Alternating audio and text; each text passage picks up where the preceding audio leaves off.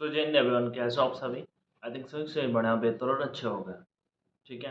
आप में से काफ़ी सारे कैंडिडेट काफ़ी टाइम से पूछ रहे थे। और मुझे थोड़ा सा टाइम और मुझे पता था मतलब ज़्यादा लोग नहीं हैं, तभी शायद वीडियो नहीं कर रहा था। ये रियल में रीज़न है। बट मैंने कहा जो भी है इन्फॉर्म करना मस्ट है, तो इस वजह से मैं आपको इन्फॉर्म कर रहा हूँ। इंडियन कोस्ट गार्ड का जो नाविक डीपीजीडी का रिक्रूटमेंट होता है, बेसिकली इस बार इनटेक जो 02/2024 का बैच है, उसमें नाविक जनरल नाविक डीपी डोमेस्टिक ब्रांच का रिक्रूटमेंट नहीं आया। आई डोंट नो व्हाई, कि उसके पीछे का क्या रीज़न है। बट आपका जो लास्ट बैच है उसमें नाविक डीबी जीडी और यांत्रिक दोनों का दोनों था। तो सर उसमें आप सभी का कॉमन सा डाउट आ रहा था कि भैया उसका मेरिट कब तक आ जाएगा। ठीक है। और जो आपका नेक्स्ट बैच है, अभी जो आपका बैच है, देखो एक तो मैं बता देता हूँ अपने से आपकी जानकारी में, जो कैंडिडेट मेरिट का वेट कर रहे हैं ना, उनको तो मैं बता दूंगा अभी कि कब आपका मेरिट आ रहा है, परेशान नहीं होना। दूसरा नंबर, उन कैंडिडेट का मैं बता रहा हूँ जिन कैंडिडेट ने इस इंटेक में फॉर्म फिल कर रखा है, एग्जैक्ट चीज़ें सही से सारे डॉक्यूमेंट्स फिल किए हैं, उनको एक मेरे according one of the best opportunity है भाई मेरे। मतलब कि मैं आपको कट ऑफ भी बता दूंगा कि आपका प्रीवियस कट ऑफ कितना गया था इस वाले बैच में। ठीक है, क्योंकि उससे ज़्यादा कट ऑफ जा ही नहीं सकता। रीज़न क्या है, पिछली बार जिस बैच का कट ऑफ मैं बात बताने जा रहा हूँ ना, जिसका मेरिट आना है, उस बैच में लगभग 2.5 लाख फॉर्म फिल थे। इस बार 1 लाख भी फॉर्म फिल अप नहीं हुआ है। आई डोंट नो रीजन क्या है। कोस्ट गार्ड, नाविक, जीडी, डीबी नहीं, ठीक है, जीडी और डीबी भी फाइनली नावी एयरफोर्स से अच्छी जॉब है अभी के बेसिस पे, क्योंकि वहाँ पे आप एटलीस्ट परमानेंट हो रहे हैं और आपको पढ़ने का मौका मिलेगा एक टाइम के बाद। शुरू शुरू में देखो ट्रेनिंग पीरियड में आप आर्मी में जा रहे हैं, एयरफोर्स में जा रहे हैं, नेवी में जा रहे हैं, टू डिफिकल्ट यार, आपको मौका नहीं मिलेगा। ठीक है। चलिए, और सिंपल सी बात है, आपका अभी रिसेंट में जो मतलब आपका मेरिट आने वाला है इसके बारे में बता देता हूँ। सिंपल से क्रोनोलॉजी है इंडियन नावी, इंडियन एयरफोर्स का, जो अभी हाल ही में मतलब इंडियन एयरफोर्स का और इंडियन कोस्ट गार्ड का जो आपका मतलब परेड होता है, पीयूपी होता है, वो लगभग कहीं ना कहीं सेम होता है, ट्रेनिंग भी कहीं ना कहीं सेम होता है। सर चिल्का में आप सभी को बुलाया जाता है।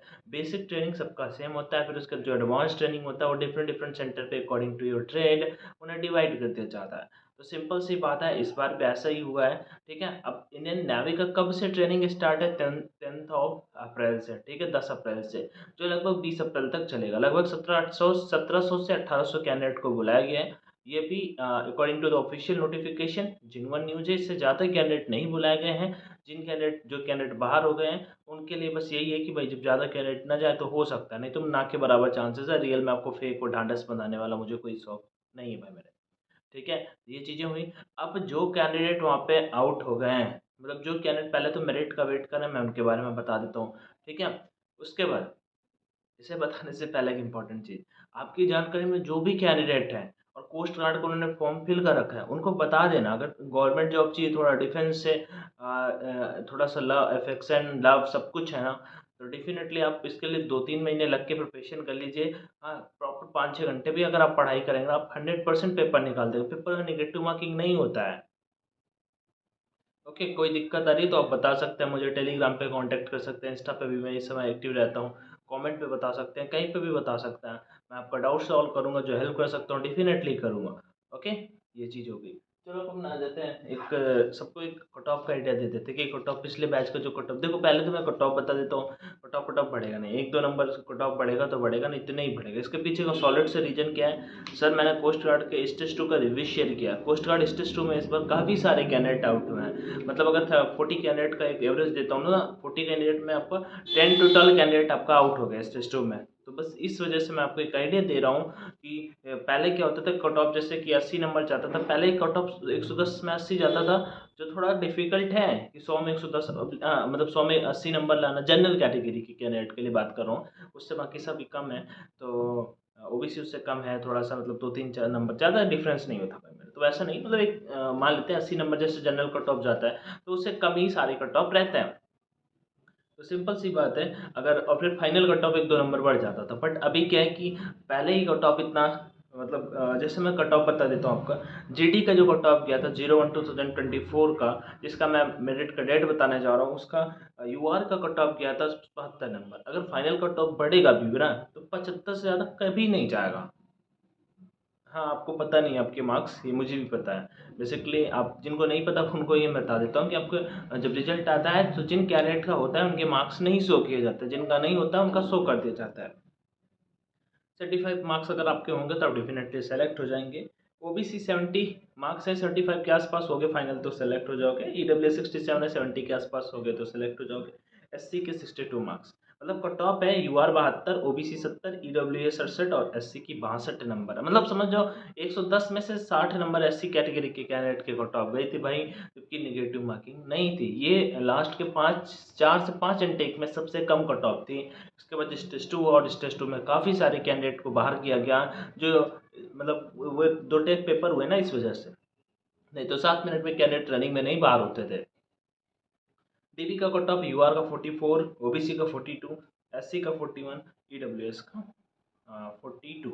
ठीक है, ठीक है। तो यूआर का 44, अब यही कट ऑफ यूआर का जो 44 लास्ट बैच में गया ना, यही कट ऑफ 50 जाता था, तब मुश्किल होता था। लेकिन 44 60 में 44 नंबर लाना उतना ज़्यादा डिफिकल्ट नहीं है, क्योंकि पेपर इजी आता है ना, इस वजह से मुश्किल नहीं है। नहीं तो 60 में 44 लाना मतलब जमीन आसमान एक करना, इतना इजी नहीं होता है। ठीक है, तो ये चीज़ें आपको आई होप समझ में आई होंगी। ओके, अब हम मेरिट डेट की बात कर लेते हैं।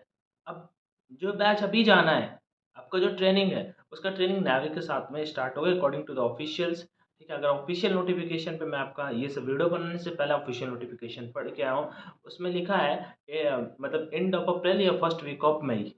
ठीक है, तो आपका जो मेरिट है वो कब आ रहा है, ये आप सभी का डाउट है। तो आप फर्स्ट वीक ऑफ अप्रैल में मान सकते हैं। फर्स्ट वीक ऑफ अप्रैल ये होगा मैक्स, मतलब 5 अप्रैल से ज़्यादा आपका मेरिट नहीं बढ़ेगा। 5 अप्रैल से ज़्यादा आपका मेरिट नहीं बढ़ेगा, और ज्वाइनिंग आप सभी का अप्रैल में ही हो जाएगा। एंड ऑफ अप्रैल अपना ज्वाइनिंग मान सकते हैं, और जैसे ही हो सकता है और जल्दी भी हो जाए।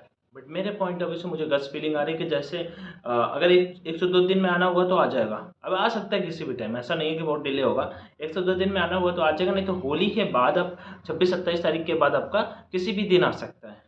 ठीक है, तो आप में से जो भी कैंडिडेट वेट करें वो अपने डॉक्यूमेंट्स वगैरह कंप्लीट कर सकते हैं, और नेक्स्ट मंथ आपका ज्वाइनिंग हो जाएगा अप्रैल में। ट्रेनिंग पीरियड आपका नावी के साथ में ही स्टार्ट होगा, सारे के सारे कैंडिडेट आपको चिल्का पे देखने को मिल जाएंगे। एंड और कोई डाउट या क्वेरी आ रही हो तो आप कमेंट सेक्शन पे जरूर आस्क कर लीजिएगा, तो अपन उसका भी रिप्लाई कर देंगे। ठीक है, बस यही था। और जो नेक्स्ट कैंडिडेट इस बार का बैच है, जिसका जो मैंने बताया कितना फॉर्म फिल हुआ है 0 to 2, जिसका पेपर अभी होना है, उसका ट्रेनिंग सितंबर पे स्टार्ट होगा। ठीक है, तो ये चीज़ हो गई। तो अब देख लो 4 महीने का ट्रेनिंग लगभग होगा, तो ये अप्रैल से अगर स्टार्ट करते हैं, अप्रैल पे तो आपको ज्वाइन करा मई, जनवरी, मार्च, अप्रैल, मई, जून, जुलाई, अगस्त, 4 महीने जैसे training complete, then next batch.